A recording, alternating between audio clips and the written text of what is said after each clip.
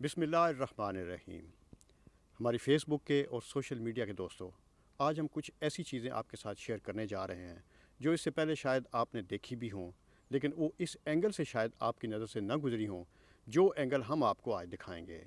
रोहिंग्यन मुसलमान, एक बर्मा जिसको म्यांमार अब कहते हैं, उसके हवाले से हम आपसे कुछ बातें शेयर करेंगे और ख़ास तौर पर उन लोगों के व्यूज़ भी शेयर करेंगे जिन्होंने रोहिंग्या और म्यांमार को कई दफ़ा, बल्कि 7 दफ़ा तकरीबन उन्होंने उसको विज़िट किया, और उस हवाले से हम आप उनसे बात करेंगे। रोहिंग्या के बारे में और या म्यांमार और बर्मा के बारे में मैं आपको थोड़ा सा ये बताता चलूँ कि 5.5 करोड़ की आबादी है, जिसमें 87 से 88% जो हैं वो बुद्ध मज़हब हैं, जबकि 6.2% जो है वो क्रिश्चियन आबादी है, और 4.3% आबादी तकरीबन 23 लाख से ज़ायद बनती है जो वहाँ पे मुसलमान हैं, और उनमें जो रोहिंग्यन हैं वो तकरीबन 13 लाख से ज़ायद मुसलमान हैं जो रोहिंग्यन मुसलमान हैं, और इनमें से कई अक्सरियत की ऐसी तादाद भी है जो हम समझते हैं कि उनको स्टेटलेस करार दिया गया है। यानी स्टेटलेस होना इस महज़ब दुनिया के अंदर आज लाखों की तादाद में जो लोग स्टेटलेस हैं, इंसानी हकूक़ के हवाले से देखे जाएँ, इंसानी हकूक़ के चार्टर के हवाले से देखे जाएँ, तो वो कितने जो है वो हमारे लिए एक दाग हैं जिसे धोने की ज़रूरत है, या जिसके लिए हमें आवाज़ उठाने की ज़रूरत है। इस हवाले से मैं आपको ये बताता चलूँ कि इस वक्त अब्दुल रज़ाक साजिद साहब एक सोशल रहनुमा हैं, सोशल वर्कर हैं, और पूरी दुनिया में उन्होंने फ़लाही कामों के सिलसिले में सफ़र किया है।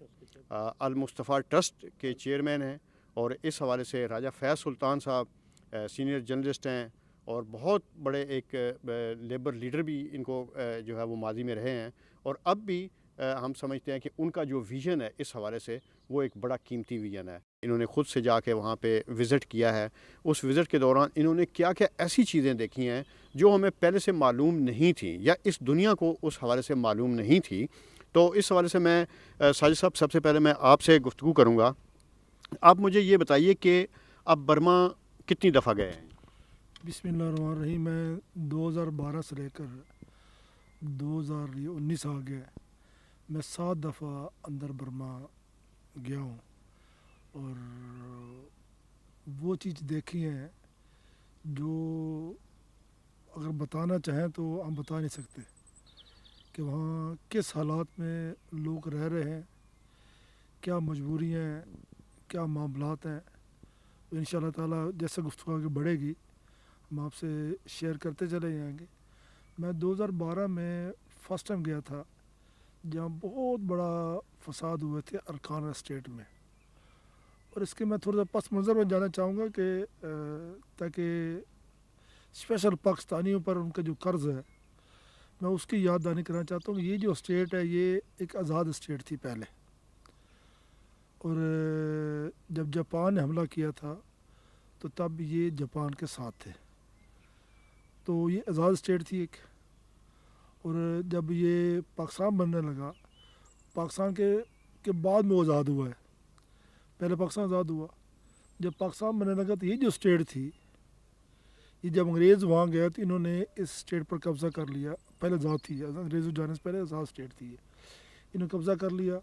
कब्ज़ा करने के बाद वहाँ चावल जो होता है, राइस, ये एक वक्त ये था कि दुनिया का सबसे बड़ा इम्पोर्टेंट था चावल पैदा करने का, और पैदा करता था। तो वहाँ बहुत सारे बंगाल से मुसलमानों लाकर वहाँ बसाया गया कि वो ज़री सलात ज़मीनें काश्त करेंगे, ज़राअत होगी, पाश बढ़ेगी। जी, मैं ना थोड़ा सा आपको इतना थोड़ा सा बताता चलूँ कि आज आप इस वीडियो को एंड तक ज़रूर देखिएगा, क्योंकि आज हम आप लोगों से वो चीज़ें शेयर करेंगे जो आज तक शायद दुनिया को इस तफसील के साथ शायद दुनिया को मालूम नहीं थी। लिहाजा आप हमारी इस वीडियो को एंड तक ज़रूर देखिएगा। जी, आप कुछ। तो मैं अर्ज़ कर रहा था कि वहाँ बांग्लादेश के लोगों को वहाँ लाकर बस इसलिए बसाया कि अंग्रेज़ ने बसाया, ब्रिटिश अम्पायर ने। ज़राअत करेंगे, ज़मीनें काश्त करेंगे, चावल बीजेंगे, चावल बहुत होता है वहाँ होता। अच्छा, तो वहाँ जब उनको लाकर बसाया गया, जब पाकिस्तान बना, ये स्पेशल मैं पाकिस्तानी से बात शेयर करना चाहता हूँ। इस स्टेट के जो लोग थे उन्होंने पाकिस्तान की जो क़यादत थी, जो पाकिस्तान बना रही थी मुस्लिम लीग, उनसे रब्ता किया। हमें जैसा बांग्लादेश को सूबा करार दे रहे हैं, हमें एक सूबा करार दे दें, हम आपके साथ शामिल हो जाएंगे, ہم پاکستان میں شامل ہونا چاہتے ہیں. تو اس وقت کیا مجبوریاں تھیں. کچھ لوگ یہ کہتے ہیں کہ یہ جو سنجی ابھی جو وہاں سیکرٹری خارجہ بیٹھی ہوئی ہے, اس کے باپ نے قائد اعظم کو کہا تھا کہ آپ کو یہ کرنے کی ضرورت نہیں ہے, یہ ہمارے ساتھ رہیں گے, بڑے خوش رہیں گے. تو وہ اور کیا وجوہات تھی, تو کیا وجوہات تھی جس وجہ سے فیصلہ نہ ہو سکا. میں سمجھتا اگر فیصلہ ہو جاتا تو شاید آج جس حالات سے گزر رہے ہیں وہ حالات ان کے نہ ہوتے, اور وہ انہوں نے فیصلہ نہیں کیا, یا ہماری مسؤلیت کی عادت نے فیصلہ نہ کیا, جس وجہ سے وہ پرسان حال ان کا کوئی نہیں ہے. اور یہ بات میں سامعین سے شیئر کرنا چاہوں گا کہ آخر اتنی بڑی جدید دور میں جب دنیا گلوبل ولیج بنتی جا رہی ہے, بن چکی ہے, اس دور میں ان کا کیا قصور کیا ہے. میں آپ کو بتاؤں کہ یہ بہت کم لوگوں کو پتہ ہوگا کہ جب وہاں ان کو آزادی مل گئی, آزادی ملنے کے بعد کچھ عرصے کے بعد جب فوج نے اقتدار سنبھالا یہ 1880 میں, تو اقتدار سنبھالنے کے بعد یہ دنیا کا ایک اصول ہے, مدود مشتاق سے میں آپ سے یہ شیئر کروں گا کہ دنیا کا ایک اصول یہ ہے کہ جہاں بھی ڈکٹیٹرشپ ہوتی ہے, آمریت ہوتی ہے, وہ سب سے پہلے وہاں مذہبی طبقے کو یوز کرتی ہے. یہ دنیا کا ایک اصول ہے, اس میں مسلمان ہو, کرسچن ہو, بدھسٹ ہوں, ہندو ہوں, عیسائی کوئی بھی ہوں, وہ ہمیشہ آمریت جو ہے نا وہ مذہبی لوگوں کو یوز کرتی ہے.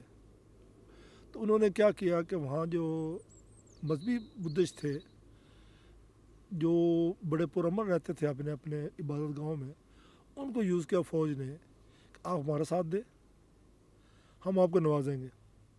لہذا کیا ہوا کہ وہاں کی وہ طبقہ جو اپنی عبادت گاہوں میں رہتے تھے وہ فوج کی بی ٹیم بن گئے.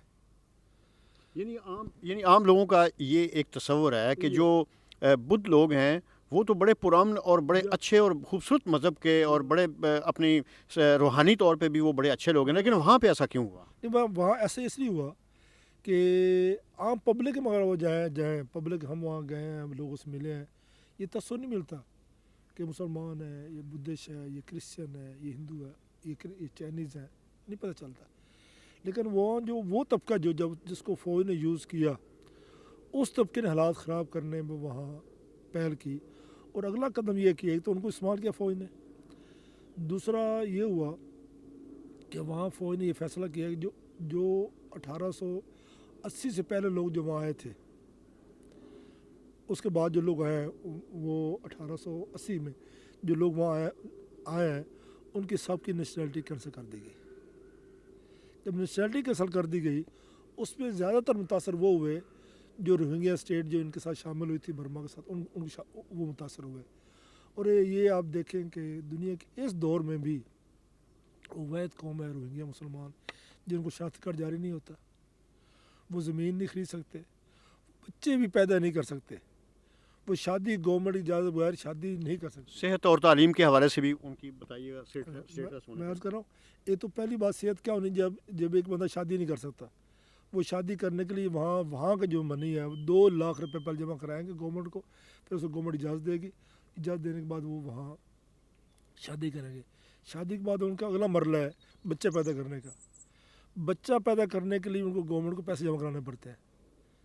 پھر جب بچے پیدا کرتے تھے, بچہ پیدا کر سکتا ہے, ایک بچے کے 2 لاکھ سے زیادہ رقم ہے جو ان کو جمع کرانی پڑتی ہے بچہ پیدا کرنے کے لیے. اور وہ میں جب فرسٹ ٹائم گیا تھا تو میرا فرسٹ ٹائم وہاں چانس تھا, تو لوگ مجھ سے پوچھتے تھے کہ ہمارا قصور کیا ہے, ہمیں کیوں مارا جا رہا ہے, کیوں جلایا جا رہا ہے. اور اس کے بعد پھر آپ آستہ دیکھیں یہ 2016 کے اینڈ پر ہوا, وہ یہ ہوا کہ 8.5 لاکھ لوگ, یہ دنیا کی سب سے بڑی مائیگریشن ہے, 8.5 لاکھ لوگ وہاں سے مائیگریٹ ہو کے بنگلہ دیش پہنچے. جیسے ان کو راستہ ملا بھاگنے کا, لوگ جانے بچا کر وہ بھاگے. 8.5 لاکھ لوگ وہاں آ چکے ہیں بنگلہ دیش میں, کچھ 70-80 ہزار سے زیادہ لوگ جو ہیں وہ ملیشیا میں پہنچ چکے ہیں. اس طرح بینکاک میں بھی ہیں, وہاں آسٹریلیا میں کچھ لوگ جا چکے ہیں, انڈیا میں بھی شاید انڈیا میں کچھ لوگ ہیں, پاکستان میں بہت سارے لوگ انڈیا کے ذریعے پاکستان میں بھی آئے ہوئے ہیں. وہ دنیا بھر میں تتر بتر ہو کے بکھر گئے ہیں, نہ ان کو کوئی پرسان حال ہے, نہ ان کا. ہمارا موقع بھی ہے, میں آپ کے ساتھ سے یہ عرض کروں گا, ان کی اپنی زمینیں ہیں نا, کسی زمین نہیں ہے, وہ لینڈ کسی کی نہیں ہے, ان کو زمینیں واپس دے دی جائیں, ان کو شناختی کارڈ واپس دے دی جائے, ان کو پاسپورٹ دے دی جائے, وہ آزادی سے رہنے کے انسان ہے وہ بھی نا، وہ آزادی سے رہ سکتے ہیں، اپنا کاروبار کر سکتے ہیں، اپنا کاشتکار زراعت، وہ پہلے زراعت کرتے تھے، وہ زراعت بزنس کریں گے، وہ کاشتکاری کریں گے، وہ اپنا کام کریں گے، اپنی آسانی زندگی گزارنے کے وہ بھی قابل ہیں، ان کا بھی حق ہے کہ وہ دنیا میں وہ بھی سکون سے، امن سے، پیار سے رہیں۔ اور بالکل آپ کی بات جو ہے وہ ایک انسانی حقوق کے لوگوں کے لیے جو ہے وہ بڑی سوچنے کی بات ہے۔ اچھا، میں راجہ فیض سلطان صاحب، آپ بنگلہ دیش بھی کئی دفعہ گئے ہیں، برما بھی گئے ہیں، مسلمانوں کے حوالے سے آپ نے کیا دیکھا وہاں پہ؟ آپ نے خود آبزرو کیا، بطور ایک جرنلسٹ بھی آپ نے آبزرو کیا، آپ نے اس حوالے سے کیا دیکھا وہاں پہ؟ ودود صاحب، میں 2 دفعہ بنگلہ دیش گیا ہوں اور اس دفعہ میں برما گیا ہوں ساجد صاحب کے ساتھ، اور میں جو سنتا تھا اس کو پریکٹیکل طور پہ میں دیکھنا چاہتا تھا کہ کیا جو اخبار یا دنیا کے جو لوگ ہیں وہ اس چیز کو ہائی لائٹ کر رہے ہیں، اس کو میں پریکٹیکل دیکھوں۔ تو میں نے ان سے ریکویسٹ کی کہ میں آپ کے ساتھ جانا چاہتا ہوں، وہاں دیکھنا چاہتا ہوں، میں ڈاکومنٹری، اور ان کا تھا کہ وہاں لوگوں کو جا کر جو مسلمان ہیں، غریب جو بچے ہیں، ان کو انہوں نے ڈونیشن بھی کرنا تھا۔ ودود صاحب، وہاں مسلمان کا نام ہے، ان کا اپنا عبداللہ ہے، ہارون ہے، مگر وہ نام جو ہے وہ گورنمنٹ جو ہے نا وہ اس کو نہیں لیتی۔ ان کے پاسپورٹ پہ جو گورنمنٹ نام دے گی وہ اس پہ پاسپورٹ پہ لکھا جائے گا، عبداللہ نہیں لکھا جائے گا، برما کا نام اس پہ لکھا جائے گا۔ اور ان کے بزنس بھی ہیں مسلمان۔ یعنی آپ کے کہنے کا مقصد یہ ہے کہ وہاں کے جو رہنے والے مسلمان ہیں برما کے اندر، وہ اپنا نام بطور مسلمان اسلامی نام اختیار نہیں کر سکتے؟ نہیں کر سکتے۔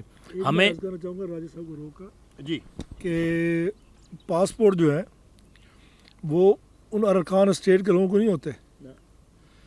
پاسپورٹ جو باقی لوگ رنگوں میں رہتے ہیں، دیگر شہروں میں رہتے ہیں، ان کو جاری ہو جاتے ہیں پاسپورٹ، لیکن رنگون شہر کے لوگوں کو، وہاں جو روہنگیا مسلمان ہیں ارکان اسٹیٹ کے ان کو نہیں ہے۔ ان کو نہ پاسپورٹ جاتے نہ شناختی کارڈ جاری ہوتا ہے۔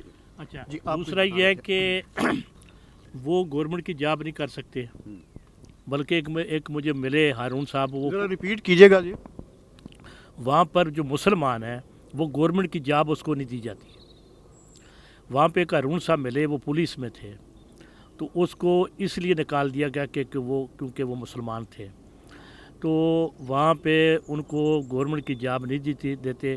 دوسری بات یہ کہ وہ سیاست میں بھی حصہ نہیں لے سکتے، نہ وہ کونسلر بن سکتا ہے، نہ وہ ایم پی بن سکتا ہے، اور اتنا گھٹن کا وہ ہے کہ ان کے جو وہ ایک زندہ لاشیں چل رہے ہیں، مطلب کہ ان کے بزنس بھی ہیں، کام بھی کر رہے ہیں، مگر ان کے چہرے پہ جو نا وہ رونے، مطلب کہ جو ایک ڈر کا جو خوف ہے نا ایک ہر وقت۔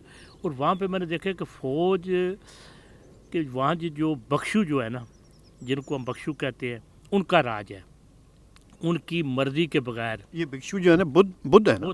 بدھ ہیں، انہوں نے جیسے جی، یہ وہ لوگ ہوتے ہیں جو ان کے جو عبادت گاہیں ہیں ان کے اندر رہتے ہیں۔ مطلب آپ جیسے ہم امام ہیں یا اس طرح کے لوگ ہیں؟ مطلب جیسے ہمارے، آپ یہ دیکھ رہے ہیں جیسے ہمارے تو مدارس میں ہوتا ہے نا کہ بچہ آتا ہے، وہ داخل ہوتا ہے، وہ حفظ کرتا ہے، درس نظامی کرتا ہے، اس کو فارغ ہو جاتا ہے، وہ فار ایور رہتے ہیں۔ ان کی عبادت گاہ بڑی عبادت گاہ بنی ہوئی ہے، اس کے اندر وہ فار ایور رہتے ہیں، اپنی زندگی وقف پر دیتے ہیں۔ وہ یہ سمجھتے ہی ہیں کہ ہم اپنی پوری لائف جو ہے وہ عورت ہے، وہ مرد ہے، میں اپنے مذہب کے وقف پر دینا، وہ شادی کرتے ہیں نہ وہ کوئی اور کاروبار کرتے ہیں، وہ اپنے آپ کو وقف پر دیتے ہیں مذہب کے نام پر، ادھر رہتے ہیں، ادھر ہی کھاتے ہیں، ادھر ہی وہ جو ان کا پکتا ہوا بھی کھا لیتے ہوں گے، تو کوئی شادی وغیرہ بھی نہیں کرتا وہ۔ صحیح۔ اچھا راج صاحب، آپ نے جیسے ابھی بتایا تو مطلب کنٹینیو بھی کریں کہ مطلب پھر وہ لوگ وہاں پہ نہ روزگار ہے، نہ تعلیم ہے، نہ اپنا نام دے سکتے ہیں، نہ مذہب کی پریکٹس کر سکتے ہیں، کچھ بھی نہیں کر سکتے، تو ایسے حالات میں کیا کرتے کیا ہیں؟ کچھ نہیں، بس ان کے آسرے پہ ہیں۔ اور میں نے جب دیکھا ان کو تو میں نے کہا کہ میں یہ دیکھ رہا ہوں وقت آئے گا کہ انہی میں سے اٹھے گا کوئی، اور وہ آپ کو ساتھ ملائے گا، اور آپ کا ایک وقت آئے گا، کیونکہ جو حالات دیکھ رہا ہوں تو ایک وقت آئے گا کہ وہاں پر مسلمانوں کی بھی شمولیت ہوگی حکومت میں۔ ساتھ ساتھ یہ بتاتا چلوں کہ جو لوگ جن کے ماں باپ مارے گئے، جلا دیے گئے، وہ بچے ہم کیمپوں میں گئے, میرے پاس ریکارڈ ہے. وہاں پر سکولوں میں جا کے, ایک سکول میں,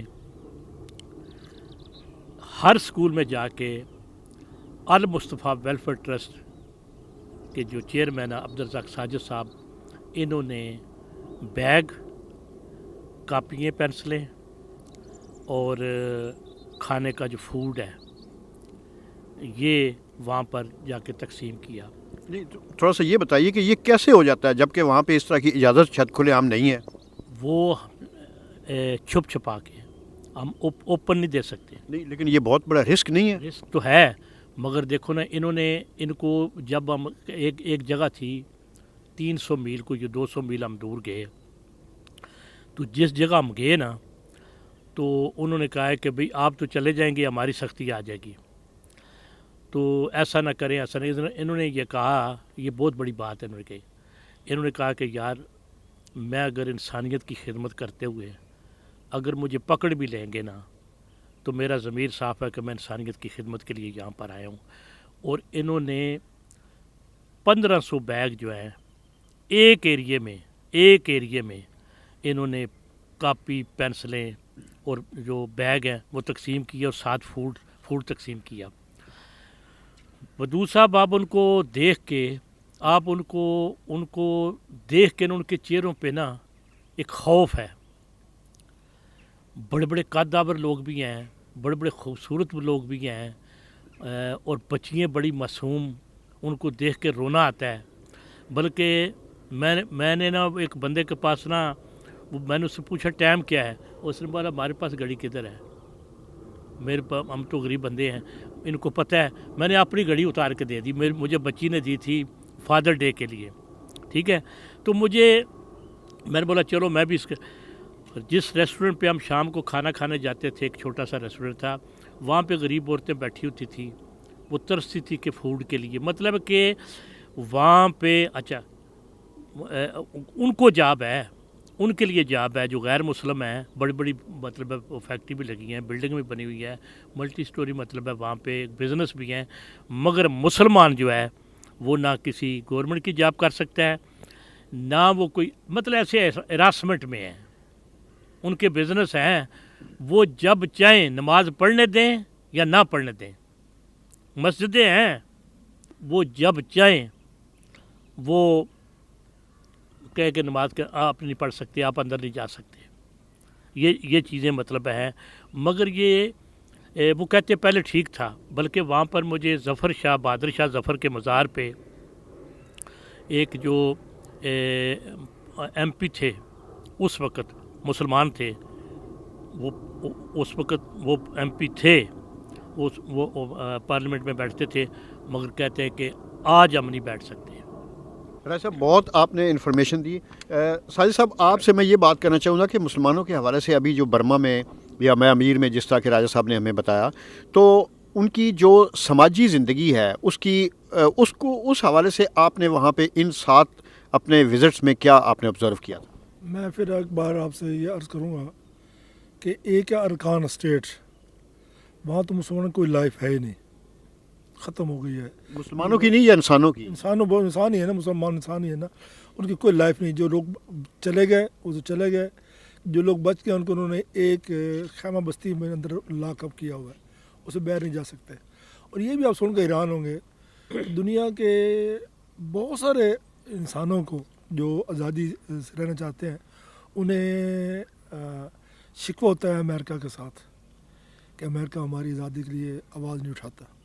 ہمیں جیسے فلسطین ہے, کشمیر ہے, بوسینی ہے, یہ باقی لوگ ہیں, لیکن برما کے وہ مسلمان ہیں, ابھی سن کے حیران ہوں گے, جو امریکہ ساتھ لگا کے بیٹھے ہوئے ہیں.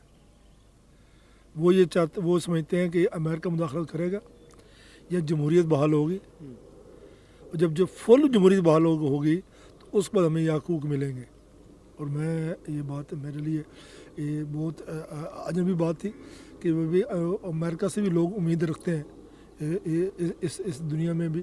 ورنہ اکثر لوگ میں دیکھتا ہوں, مسلمان ہوں, کرسچن ہوں, ہندو ہوں, وہ یہ سوچتے ہیں کہ امریکہ اپنے مفادات کے لیے بات کرتا ہے. ہمارے مفاد کی بات نہیں کرتا. لیکن وہ وید قوم ہے برما کی, مسلمان اسپیشل مسلمان یا کرسچن جو لوگ ہیں, یہ ہندو لوگ رہتے ہیں, وہ یہ سمجھتے ہیں کہ امریکہ یہاں مداخلت کرے گا یا فل جمہوریت بحال ہو جائے گی. جب پوری جمہوریت بحال ہو جائے گی تو اس کے بعد ہمیں حقوق ملیں گے. اور یہ بات صرف مسلمان نہیں, آپ سن کے حیران ہوں گے. مجھے اس دفعہ کچھ یوتھ سے ملاقاتیں کا موقع ملا. وہاں جو یوتھ ہیں جو بدھسٹ مذہبی طور بدھسٹ ہیں, وہ یونیورسٹی اسٹوڈنٹ میرے پاس بھی آیا, مجھے دعوت بھی دی کہ اپریل میں جو ابھی آ رہا ہے, اپریل میں وہ ایک کانفرنس بھی کرا رہے ہیں, لا کانفرنس کر رہے ہیں یونیورسٹی کے اندر. ان کا ہی مین مقصد یہی ہے کہ یہاں فل جمہوریت بحال ہونی چاہیے. اب وہاں اگرچہ اس سوجی کی گورنمنٹ آئی جو ہے, اس سے لگتا یہ تھا کہ جمہوریت فل بحال ہو جائے گی, لیکن انہوں نے 60% آئین کے اندر اب بھی فوج کی مداخلت ہے کہ 40% وہ اس کو اختیار دیے گئے, لیکن سول حکومت کو, لیکن 60% اختیار ان کے اپنے پاس ہے کہ فوج کے جرنیل اندر اسمبلی میں بیٹھتے ہیں, وہ فل ان کا کنٹرول ہے. جب تک وہ لوگ سمجھتے ہیں, یا وہ مسلمان ہوں, کرسچن ہوں, ہندو ہوں, بدھسٹ جو لوگ وہاں رہتے ہیں, پبلک بات کرتا ہوں, انہیں سب سے بڑا ان کا خواب یہ ہے کہ وہاں حقیقی جمہوریت آنی چاہیے تاکہ ہر انسان کو اپنے حقوق ملنے چاہیے, اور اس میں کوئی وہ تفریق نہیں کرتے. میں یہ آپ سن کے حیران ہوں گے کہ جو بدھسٹ لوگ مجھے ملے, یوتھ ملی, ان کا ہمارے نزدیک یہ مذہب کا معاملہ نہیں ہے. مذہب کو عبادت گاہ کے اندر رہنا چاہیے, پبلک کا کوئی مذہب نہیں ہے, پبلک کو آزادی ہونی چاہیے, چاہے مسلمان ہیں, چاہے بدھسٹ ہیں, چاہے ہندو ہیں, چاہے عیسائی ہیں, چاہے کوئی بھی یہ مذہب اختیار کرنا چاہتے ہیں وہ اختیار کریں, لیکن اپنی حد تک. پبلک میں سب کو آزادی. اور یہ میں آپ کے لیے نئی بات ہوگی کہ رنگون شہر جو ہے, ان کا جو کیپٹل شہر رنگون ہے, وہاں حالات قدر بہتر ہیں مسلمانوں کے لیے بھی اور باقی لوگوں کے لیے بھی. اس وجہ یہ ہے کہ وہاں ٹورسٹ بہت جاتا ہے, ان کی سب سے بڑی آمدن کا ذریعہ نظر بھی عالمی اقوام عالم کی نظر وہاں پہ ہے, لوگوں کا آنا جانا ہے, اس لیے شاید یہ وجہ ہو سکتی ہے. وہاں بہت سارا کنٹرول ہے, فلی کنٹرول ہے, وہاں کوئی بندہ پار نہیں مار سکتا. وجہ یہی ہے کہ وہاں ٹورسٹ بہت جاتا ہے. لیکن اس شہر میں بھی جس میں آپ ایک اسٹریٹ میں نکل جائے, اگر 100 بندہ نظر آئے گا تو 80 لوگ ٹورسٹ ہوں گے, 20 باقی لوکل لوگ ہوں گے. اس ماحول میں بھی مسلمان اتنے گھٹن کے ماحول میں رہتے ہیں کہ انہیں دیکھ کر انسان کو ترس آتا ہے کہ اپنے بزنس ہیں, اپنے کاروبار ہیں, اپنے سارے معاملات ہیں, بڑے بڑے بزنس ہیں, چھوٹے بڑے بڑے بزنس ہیں, لیکن وہ سہمے ہوئے ہیں کہ یار کوئی آ کر اسے توڑ پھوڑ نہ کر دے, کوئی آ کر کوئی ہمیں نقصان نہ پہنچا دے. اس حالت میں, اس دور میں بھی میں سمجھتا ہوں کہ وہ قابل رحم ہے, اور اللہ کرے کہ وہ وقت بدلے, دور بدلے. میں ایک بار وہاں بہادر ظفر کے مقبرے پر گیا تو وہاں مجھے لوگ ملے جو برمی لوگ تھے جو کراچی آ گئے. جو مجھے ایک لیڈیز نے کہا کہ ہم تو بہت پہلے جو حالات یہ خراب ہوئے تھے, ہم ہر چیز بیچ ٹا کر چلے گئے تھے کراچی.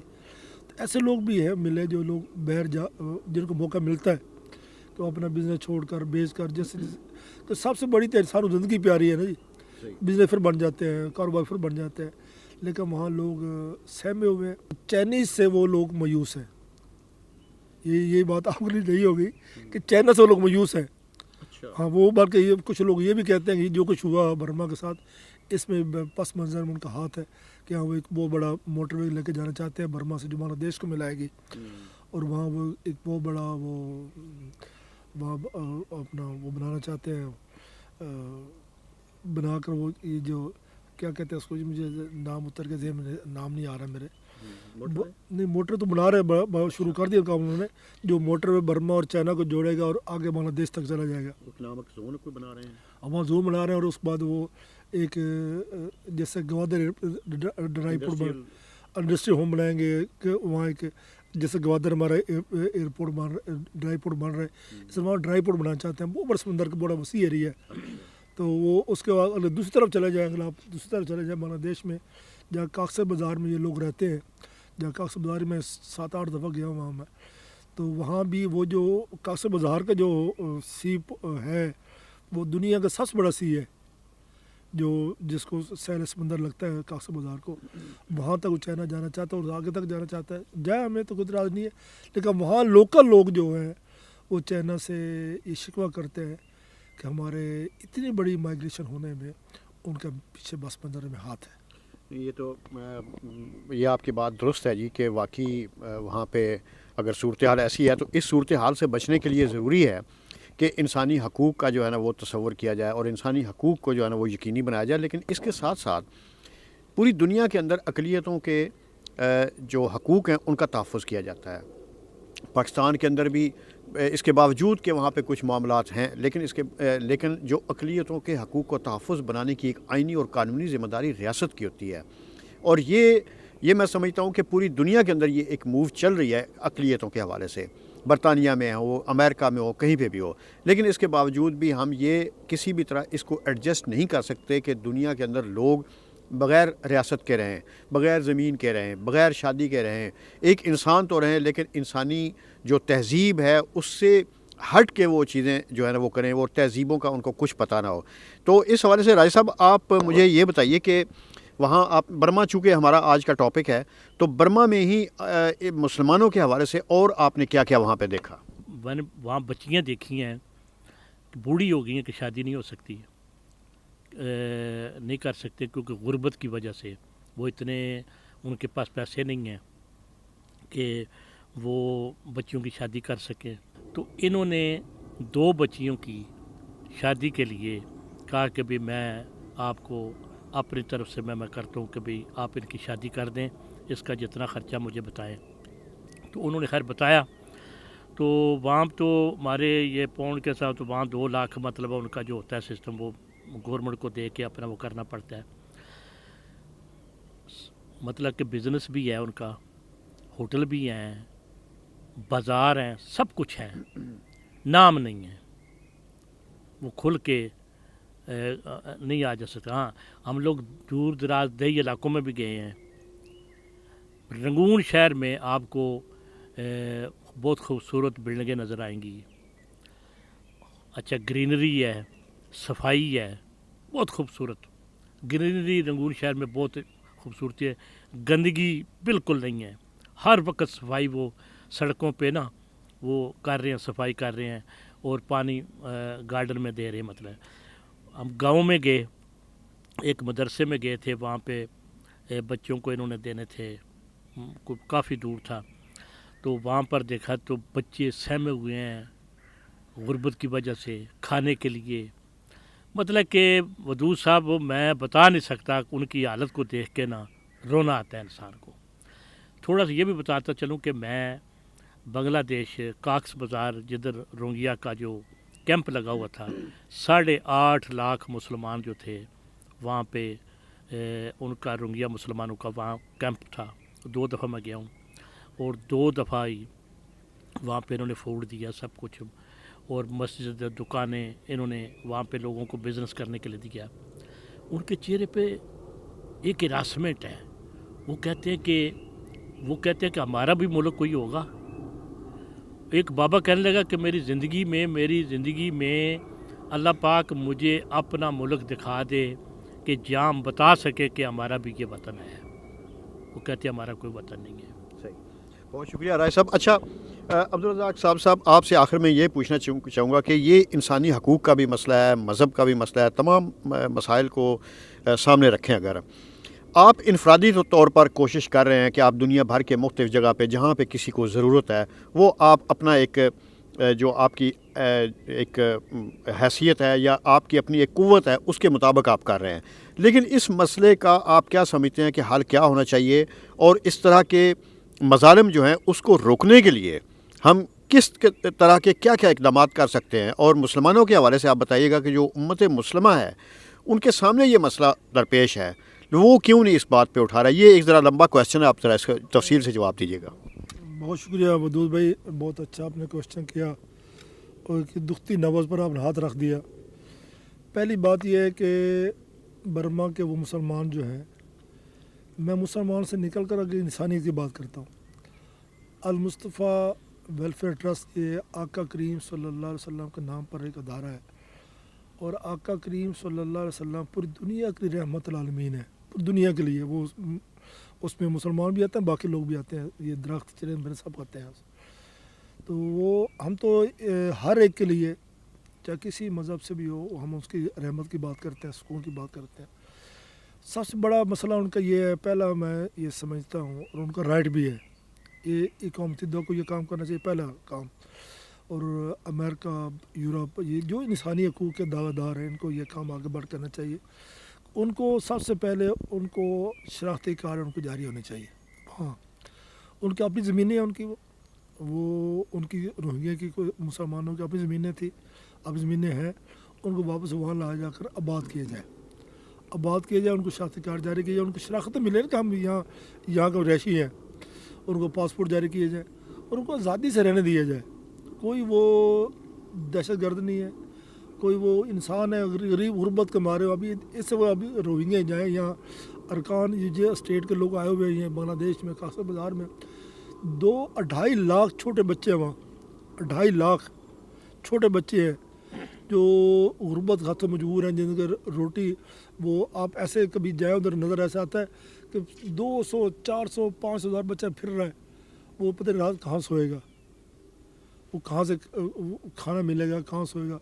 اس حالت میں لوگ رہ رہے ہیں. وہ ان کو اپنی اگر زمین واپس دے دی جائے، ان کو شناختی کارڈ جاری کیے جائے، ان کو شناخت دی جائے اس قوم کی کہ یہ ہماری قوم کا حصہ ہے، تو وہ آزادی سے رہیں، وہ اپنی محنت کریں گے، مزدوری کریں گے. آج وہ اس حالت میں اللہ تعالیٰ کا ان کا حالات بدل سکتا ہے.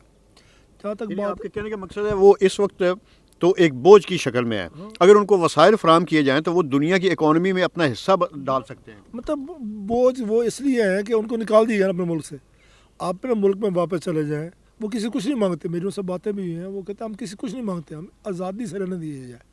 دنیا کے تمام مذاہب کی کسی میں مذہب کی مخالفت نہیں کرتا، میں انسان ہے، وہ بھی تمام کے مراکز ہیں، لیکن مسلمان واحد ایک قوم ہے جس کا کوئی مرکز نہیں ہے، جہاں سے مشترکہ آواز اٹھے.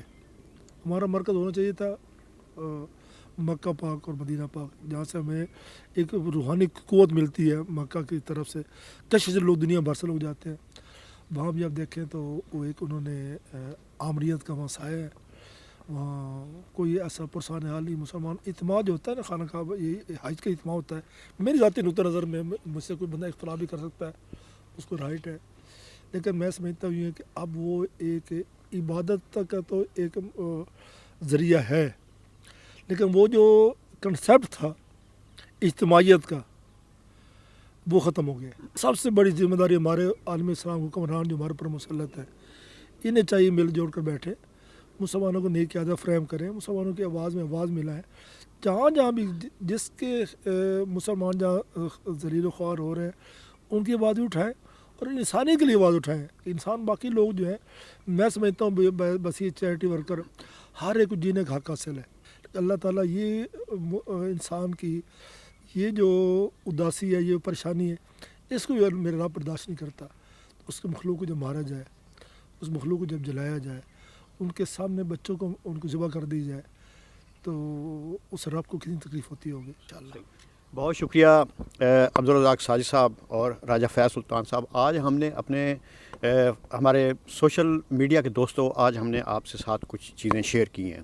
مسئلہ سب سے بڑا یہ ہے کہ آزادیاں کتنی بڑی نعمت ہوتی ہیں، یہ پوچھے جا کے ان کے روہنگین مسلمانوں سے یا ان لوگوں سے جن کو یہ نہیں پتہ کہ آج رات کو ہم اگر اپنے گھر میں سو رہے ہیں تو کل صبح ہم کہاں سوئیں گے، یا صبح کا ہم نے کھانا کھا لیا ہے تو پھر اگلا کھانا کہاں سے کھائیں گے.